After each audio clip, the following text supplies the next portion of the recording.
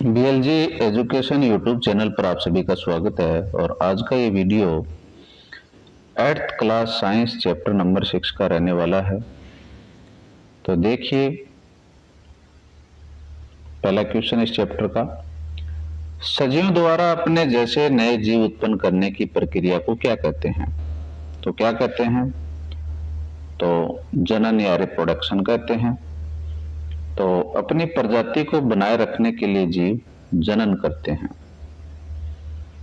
जनन की वह विधि जिसमें केवल एक ही जनक भाग लेता क्या कहलाती है? तो क्या कहलाती है? तो अलैंगिक जनन या एसेक्सुअल रिप्रोडक्शन कहलाती है। इसमें युग्मक मतलब गैमेट, संलयन मतलब फ्यूजन के बिना एक ही जीव से नई संतान बनती है। नर युग्मक मेल गैमेट को क्या कहते हैं? तो मेल गैमेट क्या कहलाता है? तो स्पर्म कहलाता है, शुक्राणु कहलाता है। वर्षण द्वारा उत्पादित नर जनन कोशिका को शुक्राणु कहते हैं। मादा युग्मक फीमेल गैमेट को क्या कहते हैं? ये आपको बताना है। तो क्या कहेंगे? अंडाणु, जिसको ओवम या एग बोलते हैं, अंडाशय के द्वारा उत्पादित मादा जनन कोशिका।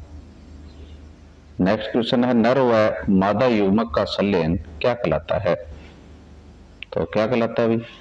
तो फर्टिलाइजेशन या निषेचन कहलाता है। शुक्राणु और अंडाणु के मिलने की क्रिया निषेचन कहलाती है।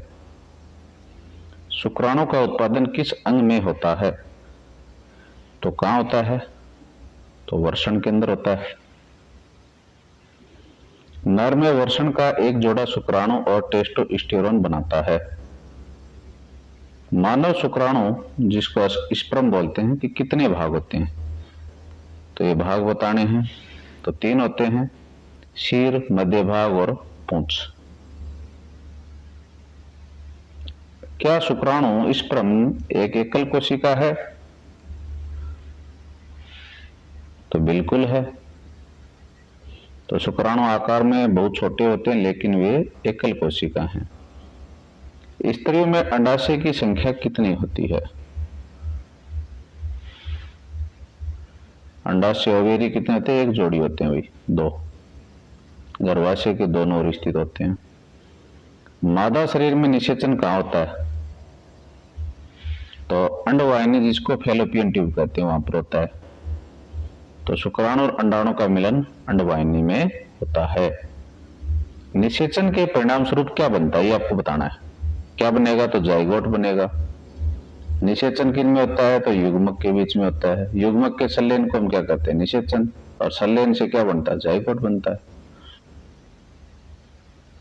वह निषेचन जो मादा शरीर के अंदर होता है क्या कहलाता है? मादा शरीर में होगा तो अंदर होगा, अंदर होगा तो आंतरिक निषेचन बोलेंगे उसको। मनुष्य, गाय, कुत्ते आदि में निषेचन शरीर के अंदर होता है। मेंढक और मछलियों में किस प्रकार का निषेचन होता है? ये आपको बताना है।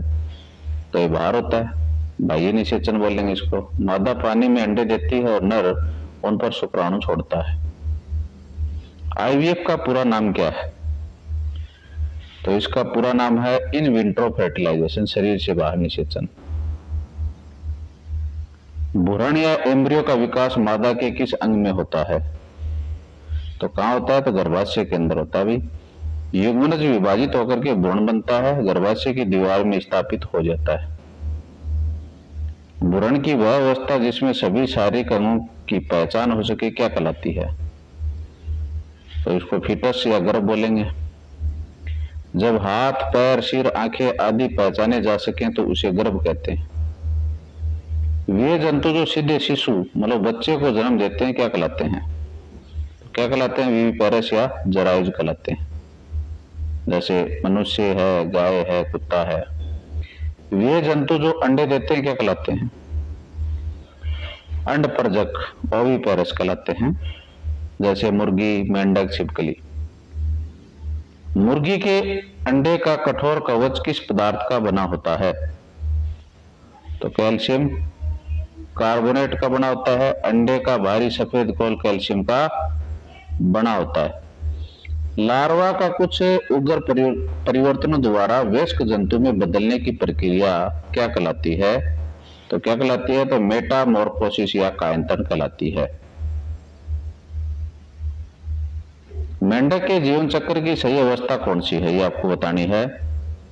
तो मेंढक में देखो, अंडे से टेडपोल लार्वा और फिर वयस्क मेंढक बनता है।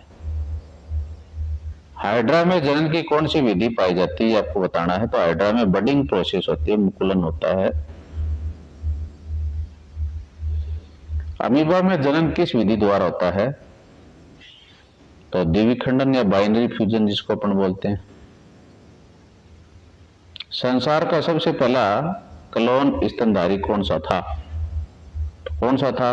तो डॉली नामक भेड़, जो कि आपने चैप्टर के लास्ट के अंदर एक हाईलाइट रेड कलर में दे रखा, वहां पर पड़ी होगी, डॉली नामक भेड़। इयान विल्मुट ने 1996 में डॉली भेड़ का क्लोन बनाया था। मुर्गी के अंडे को चूजा बनने में लगभग कितना समय लगता है, ये आपको बताना है। तो इसमें 3 सप्ताह का टाइम लगता है। मुर्गी अंडे पर बैठ करके उसे उष्मा देती है और 3 सप्ताह में चूजा निकलता भी। रेशम कीट के जीवन चक्र में लार्वा को क्या कहते हैं? तो इसको बोलते हैं कैटरपिलर, इल्ली। रेशम कीट का लार्वा कैटरपिलर कहलाता है। क्लोनिंग का अर्थ है, क्लोनिंग का अर्थ है किसी समरूप कोशिका या जीव की हुबहू प्रतिलिपि बनाना। शुक्राणु और अंडाणु में कितने केंद्रक होते हैं? तो कितने होते हैं? तो एक एक होते हैं भाई। युग्मनज में केंद्रकों की संख्या कितनी होती है? तो आपका उत्तर रहेगा 1, लेकिन यह 2 केंद्रकों के मिलने से बनता है। निषेचन के समय शुक्राणु का कौन सा भाग अंडाणु में प्रवेश करता है? तो कौन सा करता है? सिर करता है भाई। मनुष्य में गर्भकाल लगभग कितना होता है? तो ये 9 महीने लगभग 40 सप्ताह होता है, 280 दिन। शुक्राणु की पूंछ का क्या कार्य है? तो पूंछ करती है मूवमेंट, गति करती है, गति करना इसका उत्तर हो जाएगा। इनमें से कौन सा जंतु उभयलिंगी नहीं है? तो कौन सा नहीं है? तो मनुष्य नहीं है और सारे के सारे हैं। हाइड्रा के शरीर से निकलने वाले उभार को क्या कहते हैं? क्या कहते हैं भाई? मुकुल या बड कहते हैं। एकल कोशिका का उदाहरण है, तो इसमें सारी की सारी आ जाएंगे, अमीबा, अंडाणु और ये सब शुक्राणु। मादा जनन तंत्र का कौन सा भाग बच्चेदानी के नाम से जाना जाता है? तो गर्भाशय को बोलते हैं, यूटेरस को बोलते हैं। डॉली भेड़ का क्लोन किसने बनाया? तो इयान विल्मुट ने बनाया था। स्कॉटलैंड के वैज्ञानिक थे। नर में कौन सा हार्मोन जनन के लिए उत्तरदायी होता है? तो इसका सही आंसर है टेस्टोस्टेरोन। वर्षण के द्वारा स्रावित होता है। नर में द्वितीय गौण लैंगिक लक्षण ये प्रकट करवाने में सहायता करवाता है। इनमें से कौन सा अंड प्रजकोवी पेरस नहीं है, ये आपको बताना है। तो कौन सा नहीं है? तो कुत्ता नहीं है, तो ये जरायुज है। अमीबा में जनन की प्रक्रिया में सबसे पहले क्या विभाजित होता है? तो केंद्रक होता है। दुनिया का सबसे बड़ा एकल कोशिका वाला अंडा किसका है? तो ये है शुतुरमुर्ग का अंडा है। टेस्ट ट्यूब बेबी का मतलब क्या है? तो निषेचन बाहर प्रणाली में होता है, विकास गर्भाशय के अंदर होता है। मेंढक के अंडे किस चीज से सुरक्षित रहते हैं? तो ये जेली की परत से सुरक्षित रहते हैं। क्लोनिंग में डॉली भेड़ को किस भेड़ की कोशिका से बनाया गया था? तो फिन डॉर्सेट भेड़ से इसको बनाया गया था। स्त्रियों में रजोनिवर्ती साम्यता किस आयु में होती है? तो ये 45 से 50 वर्ष की आयु में। जनन क्यों आवश्यक है? तो प्रजाति की निरंतरता बनाए रखने के लिए। मानव में गुणसूत्र के कितने जोड़े होते हैं? तो आपका सही आंसर रहेगा 23 जोड़े, 46 गुणसूत्र। नेक्स्ट क्वेश्चन है, लड़के के जन्म के लिए उत्तरदायी गुणसूत्र संयोजन कौन सा है? तो सही जवाब रहेगा इसका XY। टेडपोल जिस प्रक्रिया से वयस्क बनता है उसके लिए पानी में किस तत्व का होना जरूरी है? तो कौन सा जरूरी है? आयोडीन। और इस चैप्टर का लास्ट क्वेश्चन है, इनमें से किसमें बाह्य निषेचन होता है, ये आपको बताना है। तो ये स्टारफिश या तारा मछली के अंदर होता है। तो इसके साथ में ये वीडियो समाप्त होता है इस चैप्टर का। धन्यवाद।